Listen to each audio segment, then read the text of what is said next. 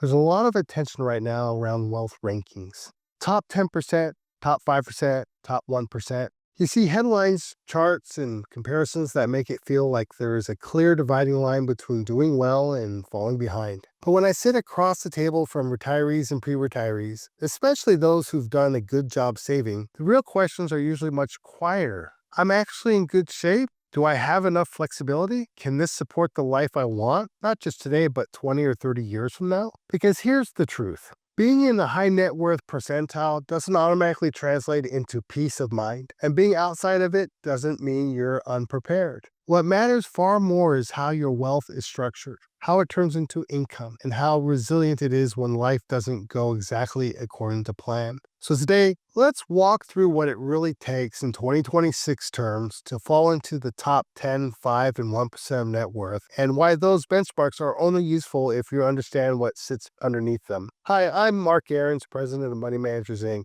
This is a topic that comes up frequently with people who are approaching retirement, especially those who've worked hard, saved diligently, and want to understand where they stand. Not out of ego, out of responsibility. They want to know whether their savings are aligned with the retirement they're envisioning and whether their plan is built for long term. If you feel these kinds of conversations helpful, feel free to like the video, subscribe to the channel, and leave a comment below. Here's what we'll cover together. What net worth really measures and what it doesn't, updated 2026. Benchmarks for the top 10, 5, and 1%. Why income reliability matters more than asset totals. How higher net worth can sometimes increase planning risk. And how to evaluate your own situation and clarity instead of comparison. Let's start by grounding this into the basics. What net worth actually tells you and what it doesn't. Net worth is a snapshot. It's your assets minus your liabilities at a moment in time. Assets might include, let's say, retirement accounts like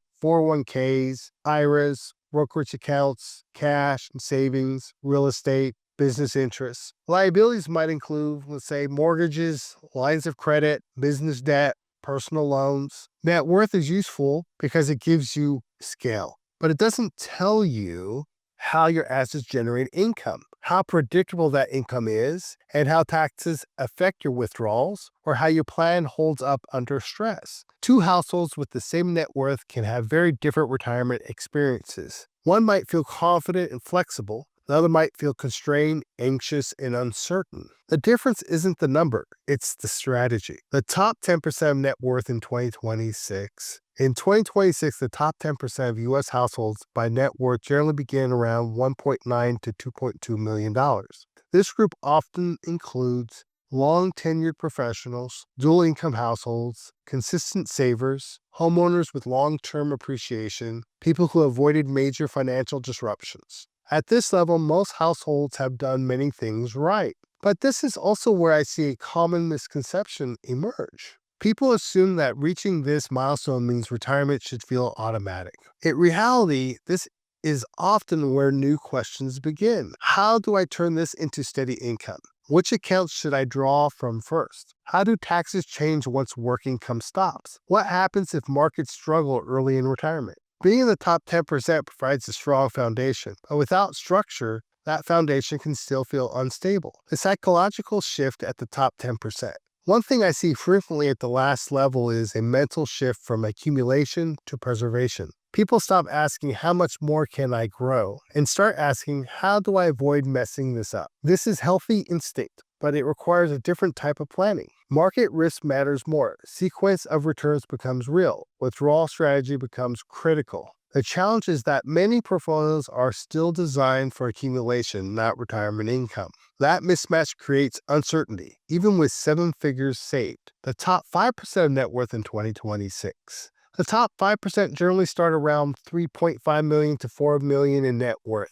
Households in the range often have a larger tax-deferred balances, meaningful taxable investments, business or real estate exposure, higher marginal tax sensitivity. This is where planning becomes less about discipline and more about coordination. At this level, mistakes tend to be subtle, not obvious. It's not about overspending, it's about inefficient withdrawals, poor tax timing, missed planning windows. Small decisions can compound into larger lifetime costs, while higher net worth can increase complexity. As net worth rises, so does complexity. More accounts, more tax layers, more moving parts. Without a coordinated plan, people often default to taking withdrawals only when required, letting taxes dictate decisions, reacting to markets instead of planning around them. Ironically, this can reduce flexibility, even as net worth increases. The goal at this stage isn't to chase higher returns, it's to create control. The top 1% of net worth in 2026. The top 1% of U.S. households generally begins around 11 to 13 million in net worth in 2026. This group typically includes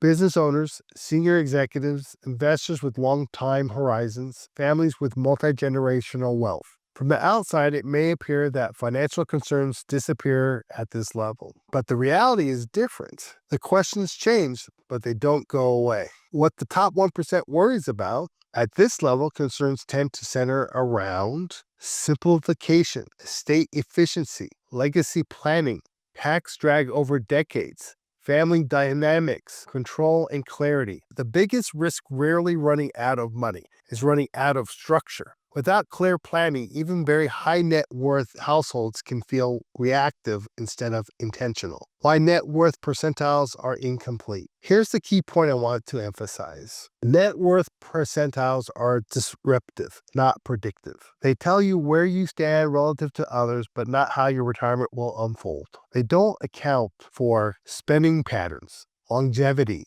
healthcare costs, market volatility, tax law changes, life transitions. Two households in the same percentile can have dramatically different outcomes. That's why comparison often creates anxiety, not clarity. What separates confident retirees from uncertain ones is not net worth. It's income clarity. Confident retirees usually know how much income they can safely generate, where it comes from, how taxes affect it, and how it adapts over time. They don't rely on hope. They rely on structure. Instead of asking, am I in the top 10%? A more useful set of questions is, can my assets reliably support my lifestyle? Is my income diversified and flexible? Do I understand my tax exposure over time? Does my plan adapt as I get older? Have I stress tested the portfolio? Those answers matter far more than rankings. Why comparisons can be dangerous in retirement. Comparisons tend to push people toward extremes. Either unnecessary risks, chasing growth to keep up, or unnecessary restrictions, underspending out of fear.